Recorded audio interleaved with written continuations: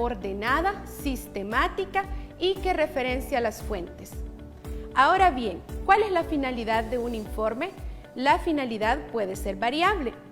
Por ejemplo, así existen informes escolares, informes de trabajo, informes médicos, informes de un viaje de campo, entre otros. Asimismo, el lenguaje que utilizaremos en el informe debe ser un lenguaje formal, porque el lector supone que hacemos referencia a una realidad o a una información de calidad, comprobable, fiable. A continuación, te presento las características que debe tener un informe a través de la siguiente infografía.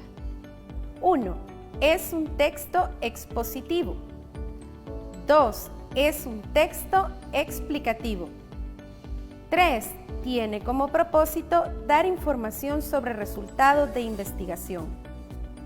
4. Se centra en un tema determinado. 5. Utiliza un lenguaje objetivo. 6. Se escribe en tercera persona. 7. Su estructura es predominantemente enunciativa. 8. Además, presenta una estructura argumentativa. Ahora bien, otro elemento importante a considerar en la redacción de tu informe es el tipo de receptor al que está dirigido. Así, cada informe tiene un lector o receptor ideal y de eso dependerá el tipo de lenguaje que utilices. En esta ocasión nos centraremos en el informe académico. El informe académico es un tipo de informe que nos expone los resultados de una investigación bibliográfica o de campo. En el mismo se referencian las fuentes de información, así como debe estar estructurado en 4 partes. La primera de ellas es la introducción. En ella se expone brevemente de qué tratará el informe, así como los pasos secuenciados de la investigación. Posteriormente encontramos el cuerpo del informe, en el que se detallan las ideas fundamentales de la investigación, así como los temas y subtemas, la metodología y los logros del proceso investigativo. Finalmente encontramos las conclusiones. Las conclusiones nos aportan los aprendizajes, logros y aquellos hallazgos más relevantes de la investigación. Nuestro informe no está completo si no agregamos la bibliografía. En la bibliografía referenciamos los autores consultados, los diferentes materiales y también las fuentes primarias, es decir, quienes nos aportaron la información. Así, estamos listos para poder construir nuestro informe. Por otra parte, también es relevante hablar del informe oral. El informe oral es un tipo de informe en el que hacemos uso del recurso de la oratoria. Así, nuestro orador se concentrará en conocer el espíritu del informe. Está obligado a respetar la estructura del informe escrito, desarrollando asimismo una introducción, un cuerpo, unas conclusiones y podrá tener también la bibliografía a mano para validar la información en el momento que la requiera. El informe oral asimismo anticipa a sus espectadores cuáles serán las conclusiones, así como mostrar las conclusiones propias del autor del informe. Un informe no siempre es un texto rígido. A continuación te presento algunos recursos que puedes utilizar para hacer de tu informe un texto creativo. ¿Qué se debe tener en cuenta al momento de redactar un informe? En cuanto al formato, los informes varían desde un formato más simple, con meros títulos que indican los asuntos tratados, a formatos más complejos, que incluyen diagramas, gráficos, imágenes, tablas de contenido, extractos, resúmenes, apéndices, notas al pie de página, hipervínculos y referencias. Ahora bien, hablaremos acerca de los esquemas. Los esquemas son recursos gráficos que nos permiten organizar información. Esta información puede tratarse de conceptos, ideas principales, ideas secundarias, detalles de las ideas secundarias, de lo general a lo particular o bien de forma jerárquica. Los esquemas son recursos visuales, también son recursos mnemotécnicos. ¿Qué son recursos mnemotécnicos? Es decir, que nos permiten recordar información, recuperar aquellos detalles de los textos. A continuación, te presento 4 pasos fundamentales para poder elaborar esquemas, mapas conceptuales o mapas mentales. 1. Ubica cuál es el tema central del texto y escríbelo, empleando palabras claves, una frase corta, clara y precisa. 2. Identifica y subraya los conceptos e ideas principales, así como las ideas secundarias en el párrafo o secciones correspondientes. 3. Anota al margen de cada párrafo o sección palabras claves o frases breves, claras y precisas, para agregar los conceptos e ideas que hayas identificado. 4. Elige el tipo de esquema que vas a realizar. ¿Cuál elaborar? Depende de tu creatividad, del tema que estás tratando y de tu estilo de aprendizaje.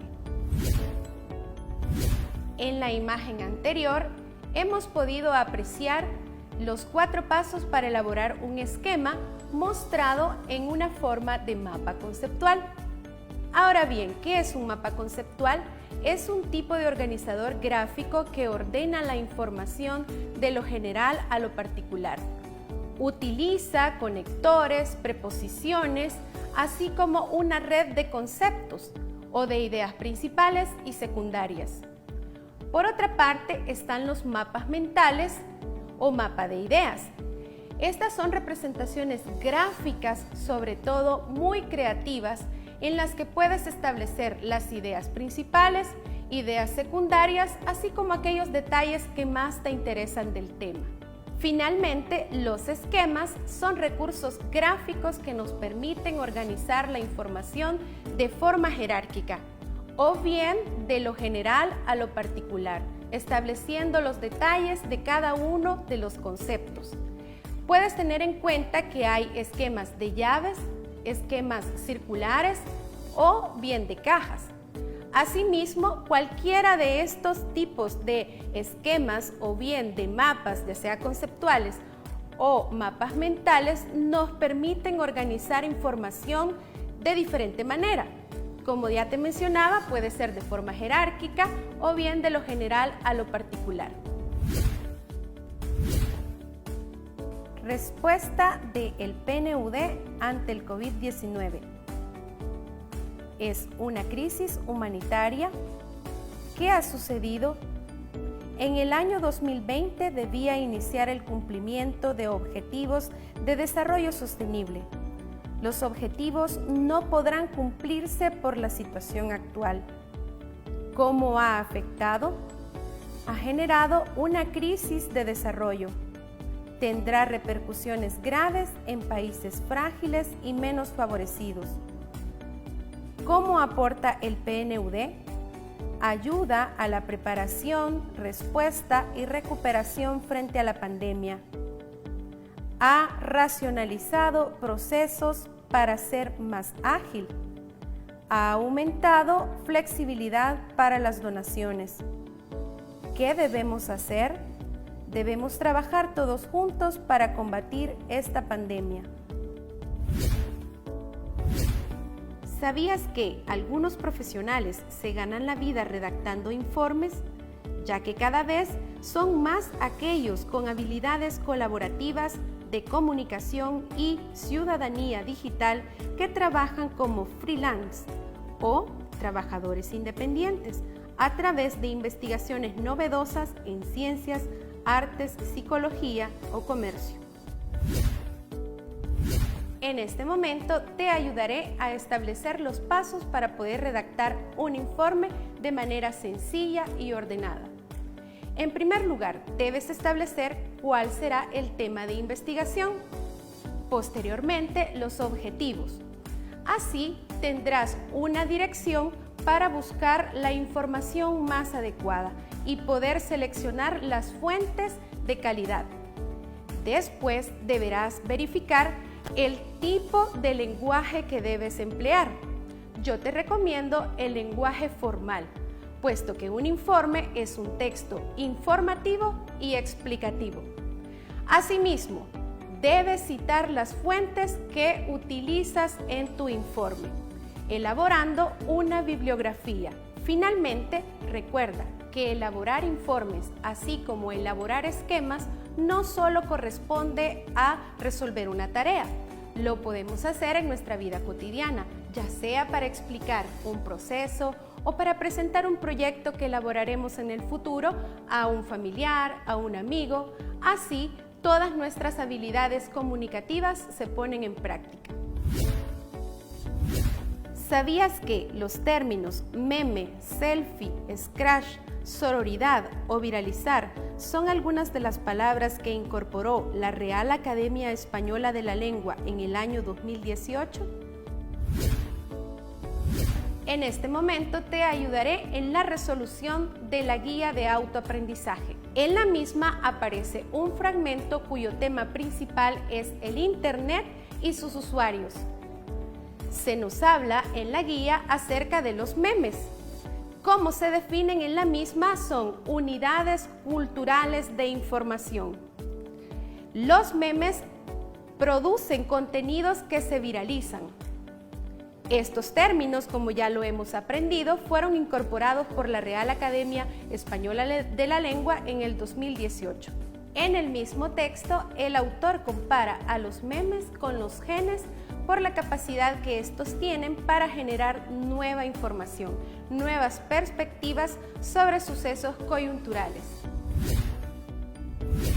¿Sabías que las 3 redes sociales con más usuarios son Facebook, con más de 1.170 millones de usuarios, YouTube, con 1.000 millones de usuarios, WhatsApp, con 600 millones de usuarios, y que cada usuario posee al menos 5 cuentas de redes sociales, siendo por tanto el Internet un medio que facilita diferentes actividades, la comunicación familiar, el comercio, el trabajo y la educación.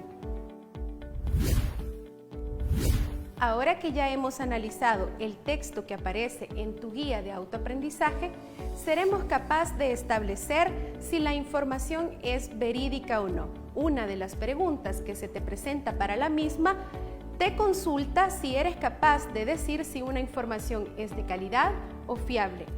Pero, ¿qué criterios debemos tomar para saber si una información es de calidad o fiable? Algunos de ellos son los siguientes. En primer lugar, que la información esté respaldada por una institución académica. En segundo lugar, que pueda tener un autor específico. Además, que ese autor nos dé las fuentes consultadas.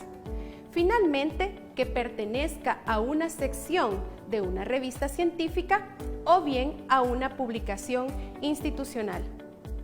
Por otra parte, algunos buscadores que nos pueden ayudar a saber si la información es verídica son los que te presento a continuación. Seguro ustedes, al igual que a muchos, cuando van a realizar una búsqueda académica, la realizan en Google. Eso es normal.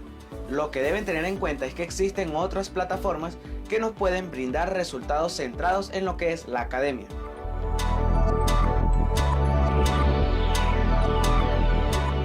Google Académico es un sitio que les permitirá buscar información especializada proveniente de muchas disciplinas y fuentes en formatos como tesis, libros, artículos o resúmenes. Además, tiene un factor a destacar y es el poder referenciar las bibliografías de los textos.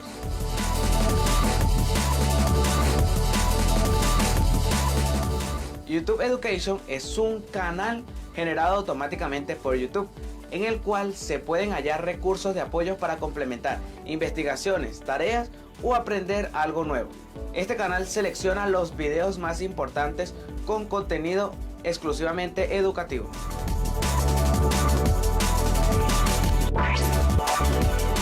Microsoft Academy Share es una potente herramienta web que indexa millones de publicaciones académicas, pero además muestra las relaciones existentes entre sujetos, autores y contenido, para así ayudar a definir las investigaciones. Para realizar búsquedas específicas dentro de este buscador, podemos hacer filtraciones para limitar los campos de estudio, autor, año, entre otros.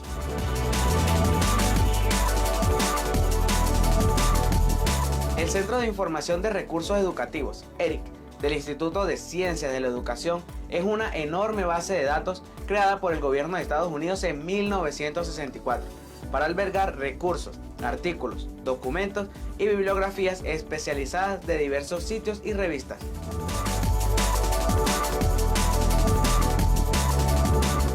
La Biblioteca Científica Electrónica en línea es un modelo para la publicación electrónica cooperativa de revistas científicas en Internet. Su intención es dar visibilidad y acceso a la literatura científica que se realiza especialmente en América Latina y el Caribe. ¿Sabías que en Internet puedes encontrar aplicaciones o sitios en línea que te ayudarán a elaborar de forma más interactiva tus mapas conceptuales, mapas mentales o esquemas? Dos sitios que te recomiendo son Gocor y Google. Discernir si una información es confiable y verídica no es un proceso fácil.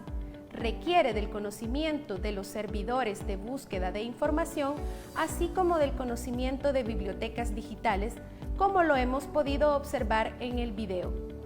A continuación, también hablaremos acerca de aquellos sitios que no son recomendables. Veamos.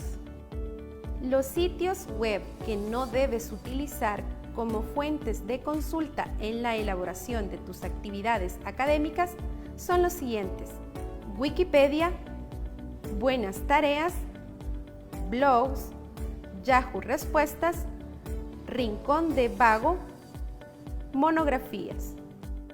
Como hemos podido observar, también estos sitios no nos aportan información fiable. Pero, ¿por qué estos sitios no nos aportan información verídica que podamos utilizar para nuestros informes? En primer lugar, porque no nos dicen las fuentes consultadas. En segundo momento, porque tampoco nos dicen claramente quién es el autor. Puede que se trate de foros sociales donde lo que prevalece es la opinión de alguien. Para que una información sea verídica y de calidad, debe tener respaldo académico, es decir, debe ser tratada de forma rigurosa. Por tanto, no toda la información que encontramos en Google es fiable. Necesitamos siempre cuestionarnos desde un punto de vista crítico si esa información ha tenido los criterios y los filtros necesarios para que la podamos emplear en investigaciones académicas y, por tanto, que sea la mejor información. Para finalizar, recuerda compartir los aprendizajes con tu familia. Escribir un informe, así como elaborar esquemas, pone en práctica tus habilidades comunicativas.